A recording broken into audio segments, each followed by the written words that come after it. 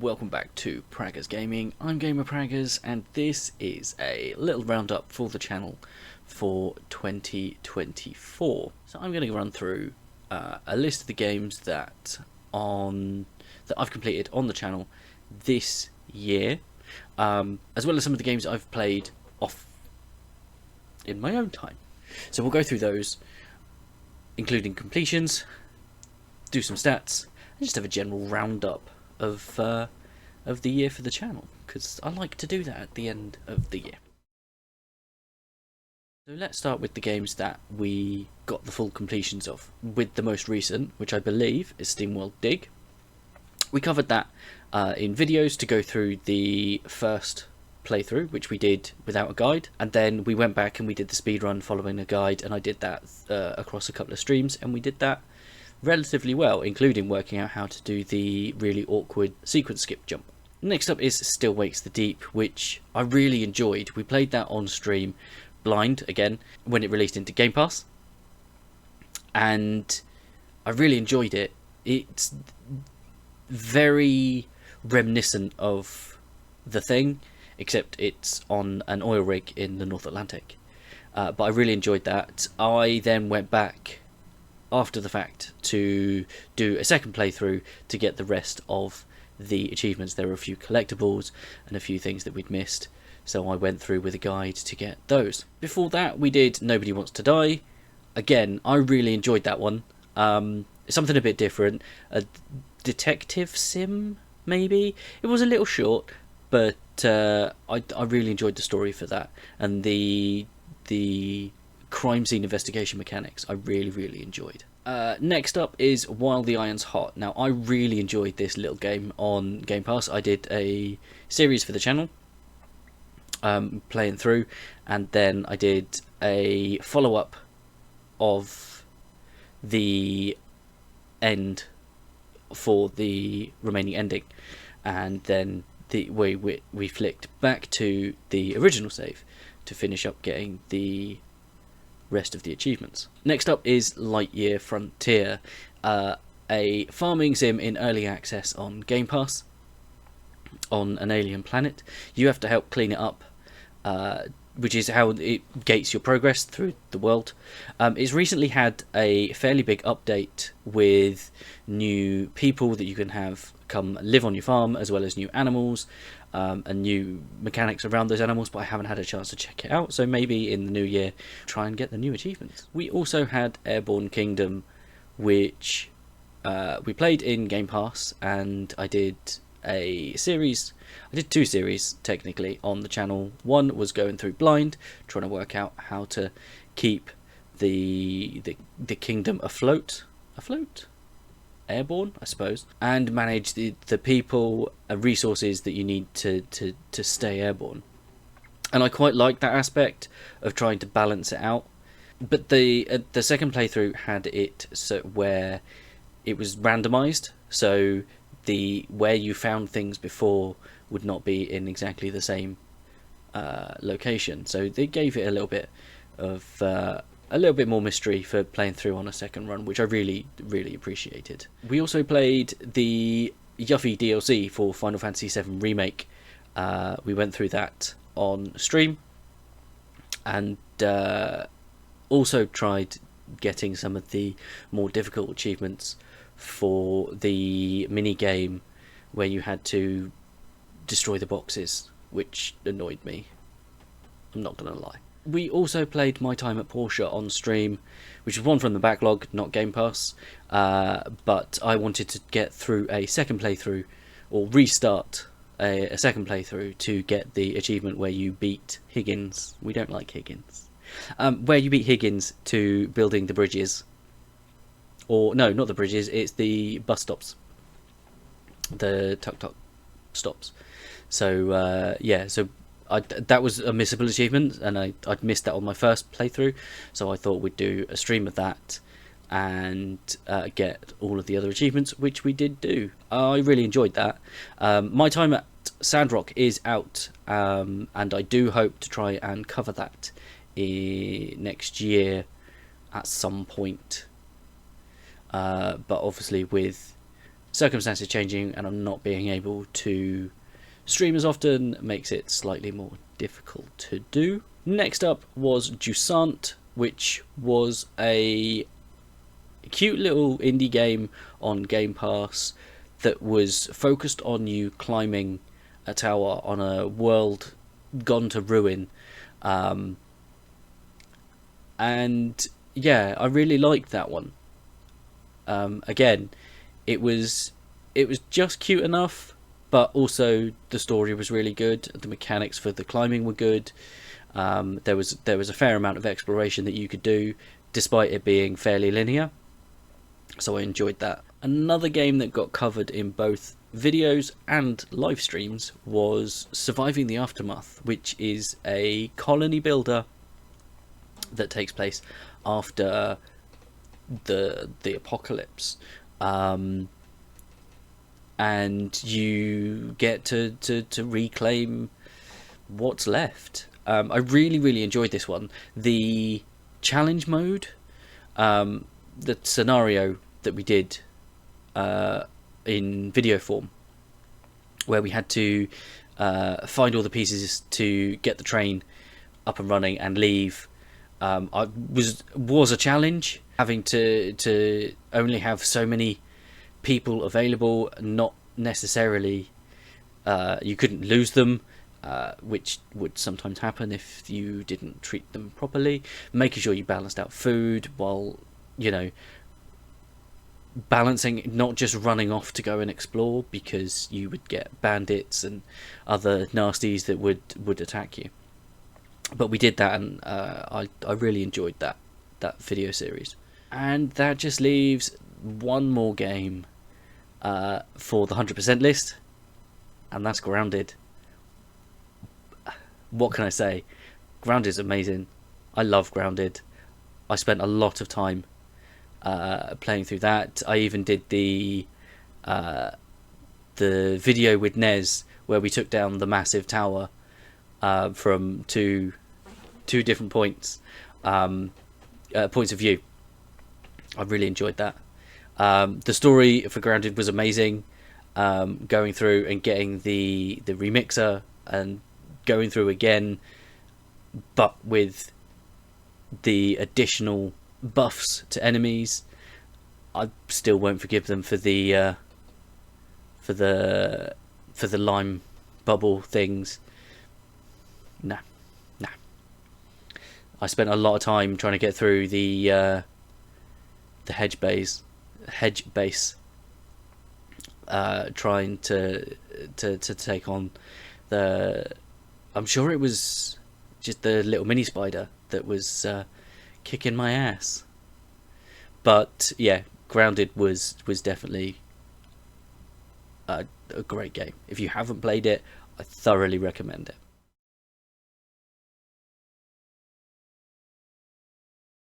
So, in terms of games I've played this year that I've completed, my top 3 probably looks like this. At number 3, Still Wakes the Deep. I really enjoyed the horror vibes, the survival horror. The storytelling in it is great. I really liked it.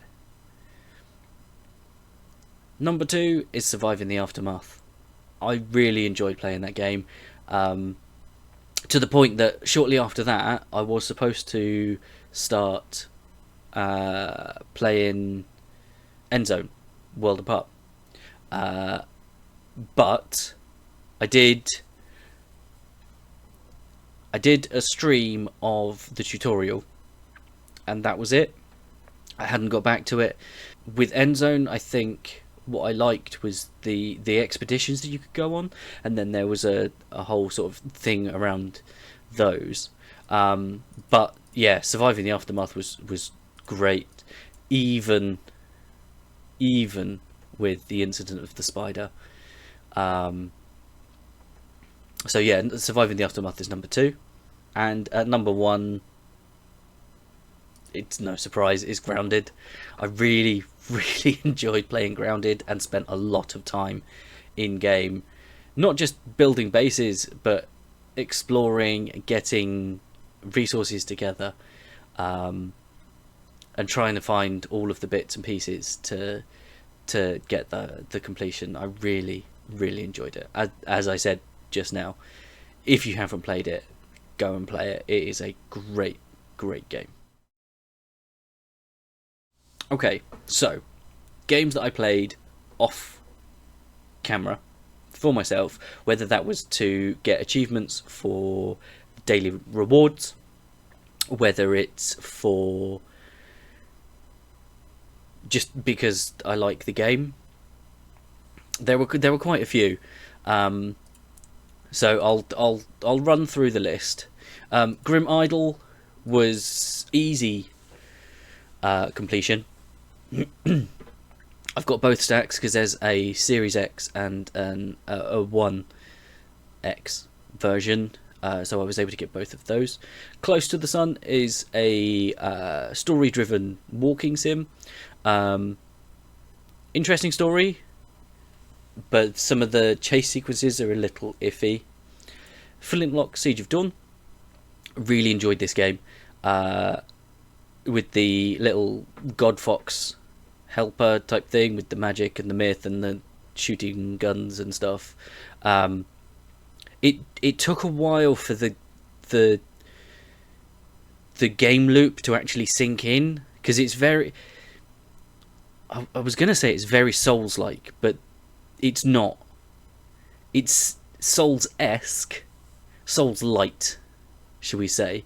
So you've got the enemies that respawn, that when you die you then lose XP, or the Souls currency, I suppose is the best way to put it, and then you can use that to get your gear. But with one thing that Flintlock does that I quite liked was that you got there was very much a risk reward thing, because the better you played, the better the multiplier, and then you could decide whether you banked that or not, or let it ride. And so that multiplier would then go against the souls you got from winning battles, and then you could bank that, and that's what was then you were then able to use against to level up your skills. Another game that I used to get daily achievements was DPS Idol. I spent far too much time playing that game. It very much scratches that itch for the serotonin boost. I don't recommend playing it because it's addictive, and I did end up playing it for far too long. Next up is another Game Pass game, Tunic. I loved Tunic. I'm disappointed that I left it so long, because it's, again, I thought it was Souls-like, but it's not. It's very Zelda-esque, but the puzzles were something else. And for the most part, I did all the puzzles myself and managed to work them out. And when you manage to work them out, it's just an incredible feeling. And there's that change in thinking that change of perspective that you have to do in order to come at some of these puzzles. And when it does, and you're like, there is no other feeling like that. So yeah, again, highly recommend Tunic if you haven't played it. Next up, Little Kitty Big City, a really good feel-good game. Definitely used that for the daily achievements, for the Microsoft rewards. So you are a little kitty that falls off a high tower through a comedy of errors, and you have to climb your way back up, but you can't climb straight back up. You have to go and do little jobs for another cat and a raven and various different other characters that you have to meet, that help you get your strength together to climb back up. Next up, another one from the backlog, Final Fantasy VIII Remastered. Really enjoyed playing this one. It's my favourite Final Fantasy, no questions. And being able to play through it and actually finish it, which is the main reason I wanted to do it, is to actually finish it. We did 7 last year, we've done 8 this year. We're not doing 9 next year. I won't do 9. I don't like 9. I also know that there's that skipping mini game in there, and I'm not doing that, so that's not happening. But one of the things I really enjoyed achieving with Final Fantasy VIII was actually completing the Triple Triad card collection. So I'm pleased we managed to do that. Next up was Evil West from in Game Pass. That was not used for daily achievements. It was just used because it had reviewed okay-ish. It's a combo-based combat system, but a mixture of lamping them with a big old fist and shooting them with a gun, and it was a really good. It was a really good experience. The story's okay, but having to go through it 3 times because I made a mistake on the first hard playthrough was disappointing, to say the least. And it was frustrating towards the end with some of the tougher. They weren't even boss fights. It was the room in the theatre. That room in the theatre was killer. And knowing, especially on the second hard playthrough, knowing that I'd already done it once was, yeah, it took some doing. Next up is Tech Glitch, which was a little puzzle game that I used for daily achievements. It was free, I believe, but I quite liked the puzzles. Some of the achievements for some of the others, for some of the mini games, were a bit of a pain in the butt, but overall it was quite a good little puzzle game. We also played A Short Hike, which is very much a walking sim. You play as a little puffin penguin that can fly up in the, I don't know where, but it takes place around a mountain, and you can fly and explore and help people out, and I really enjoyed that one. Again, I'm fairly certain that was used for daily achievements, but that aside, I actually enjoyed playing it as well. Quite short as well. Next up is Escape Academy. It's a puzzle game, very much in the escape room vein. The idea is you manage to get out of an escape room when no one is outside to help you. You manage to solve it, you get out, and you make your way to the Escape Academy, a school for escape artists and puzzlers, and then story unfolds and more puzzle rooms, etc, etc. I did enjoy that one. Had I not been following a guide, because again I was using it for daily rewards achievements, I'm not sure I could have actually solved the whole thing. I probably should go through it again without a guide and see how well I do, because I did enjoy it, but I don't know. It's especially after Tunic. I think going back to it after Tunic, and being able to actually experience the puzzles properly, because like I said, I followed the guide. It was go here, type in this code, but it doesn't show you how you get the code. So although I solved the puzzles, I didn't necessarily know how I was solving those puzzles, if that makes sense. Next up, another big one from my backlog was Final Fantasy 13.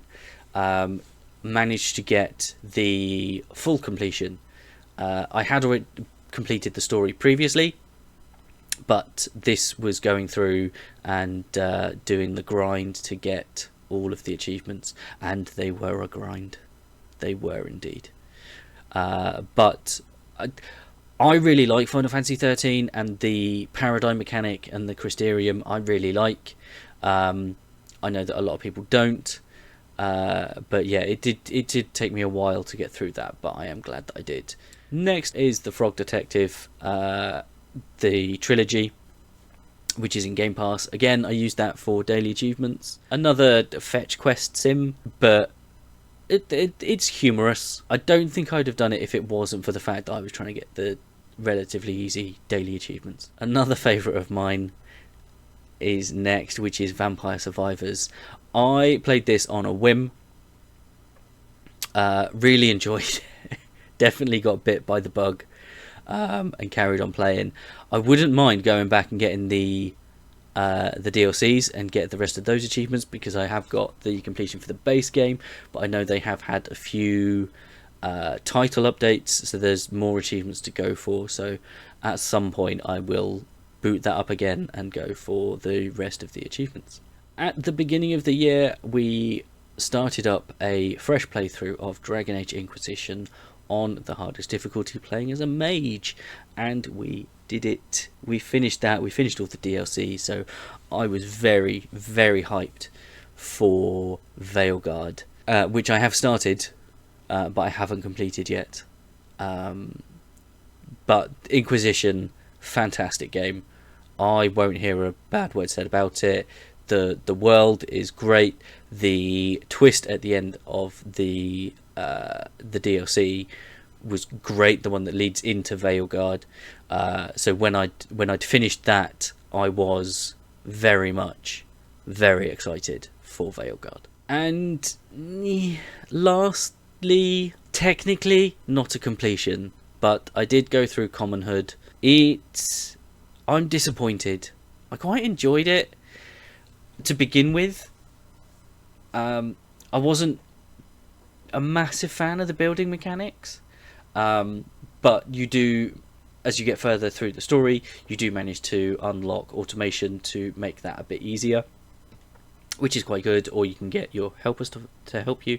But the main reason I don't know whether this should be on this list is because I haven't got the full completion, because there are achievements that cannot be unlocked because the game isn't finished. It's an early access game. Funnily enough, it's the first early access game this year that's actually brought me a little bit of disappointment.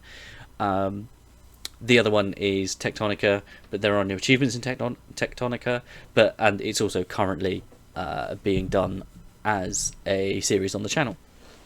So if you want my thoughts on Tectonica, then we'll do them in the Tectonica videos. But Commonhood, yeah, I don't know. I think the developer, I think it was just one guy, but they also run an architecture firm, which might explain some of the nuances on the building in game. But whether they just moved on to actual architecture products because they weren't getting any money from Commonhood, I don't know. But I did what I could. I completed the story, although I didn't get the achievement for that because it is buggy. And there's a few other achievements that are bugged out that you can't get. So the completion's not happening. And that pretty much covers the completions for this year. We've had 28 in total this year, which is 4 up on last year. Of those games, 13 were from the backlog and 15 were from Game Pass. Game Pass, with a 46-54 split. If you're interested, we will give two mentions. First of all, Railway Empire 2. It was abandoned because it left Game Pass. It is on my wish list because I do want to pick it up.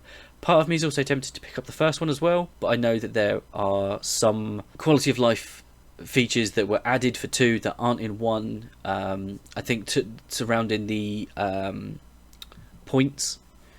So I'm umming and ahhing, but they're on sale fairly regularly. I just haven't picked them up yet. And the other one, which pains me to say, is Lamplighters League. I enjoyed it until I wasn't. to put it shortly. I really enjoy the story. I think the characters are great. The mechanics are good. My problem was I don't think I was playing it correctly. Since then, I have actually watched a full playthrough on the hardest difficulty, and I've looked at the way they played and how I was playing, and I can see some improvements from how I was playing it. So I was doing everything, taking everyone out, collecting all the things. They weren't. They very much were get in or sneak in as much as they could, and then leg it, run, RLF, and get out. Because the moment you got to the extraction point, the mission was over, provided everyone was out, and that's it.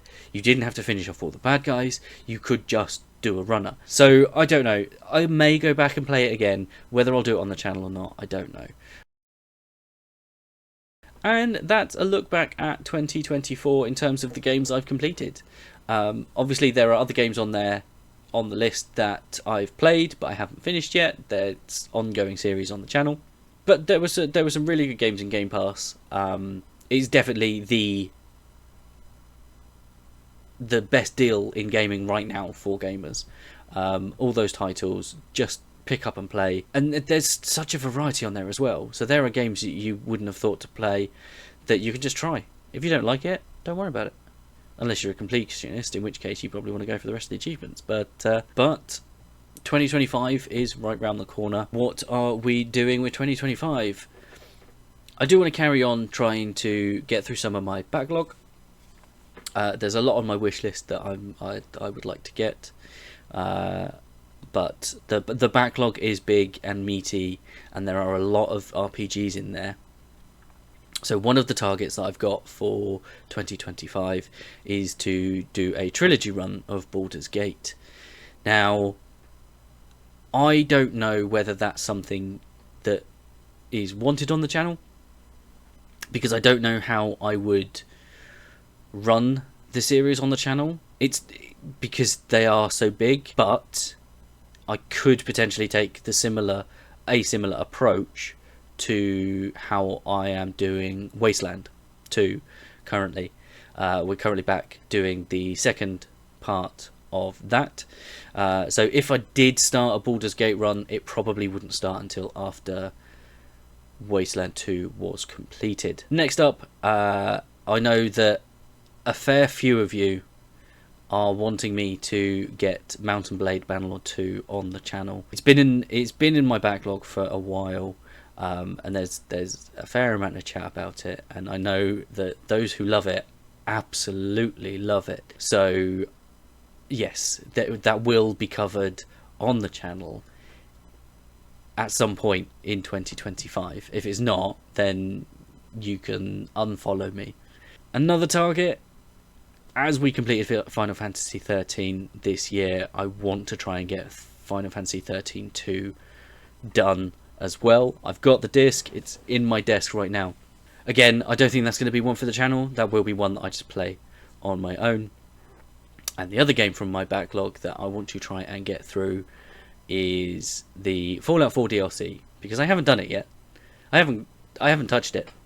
In fact, that's a lie. I think I've started the storyline to get the robots one started. So I do want to get that one done. It has been a while, so I want to try and get that finished up. And I think, as a special mention for Dolph, following on from our conversations this past week, I'm fairly certain Final Fantasy 15 is getting rolled out and doing a New Game Plus run on that to re-familiarise myself with the game, and hope that I can then try and get on some of the DLCs and get those completed.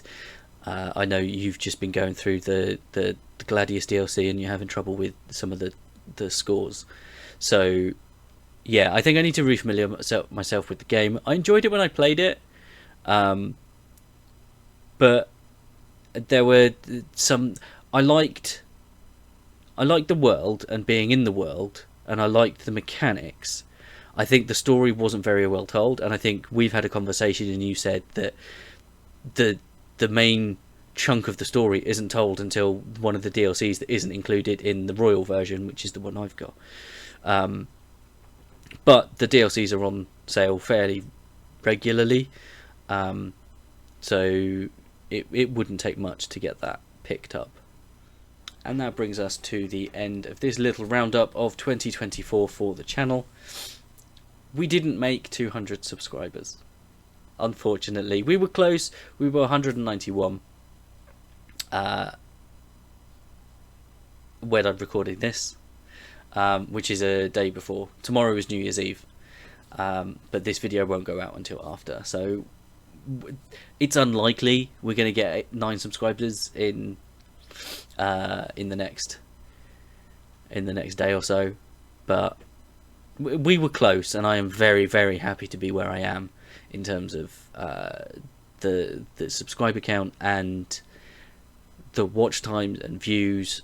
So just a big thank you to everyone that likes, comments, follows, ticks the bell. It means so much. As a little hobby grew out of streaming, really. I enjoyed streaming. Streaming had to stop for personal reasons, but I still wanted to create content, so I started doing videos. And yeah, I think it's been a couple of years now that the channel's been going, but only properly for about a year and a half, I think. So but yeah, I'm learning. There are things I want to improve on the channel. Editing is the big one. I know I can be a little slapdash with that. Trying to keep up with getting daily videos out, it can be a bit much, especially during times like this where the kids are on holiday. It does make it a bit more difficult to find time to record videos and get them out and edited for you guys to enjoy, and from the looks of it you do. So I thanks again from the bottom of my heart. I hope you all have a fantastic new year. Be safe, and we will see what 2025 will bring us. Don't forget to leave a like on the video if you enjoyed it. If you haven't already, please consider subscribing to the channel, ticking the bell so you know when new videos go live. As I said, I do try and get videos up every single day. In the description is a link to the channel Discord. Feel free to come and talk about the games you're playing, the games I'm playing, games in general. I'll catch you in the next one. Peace!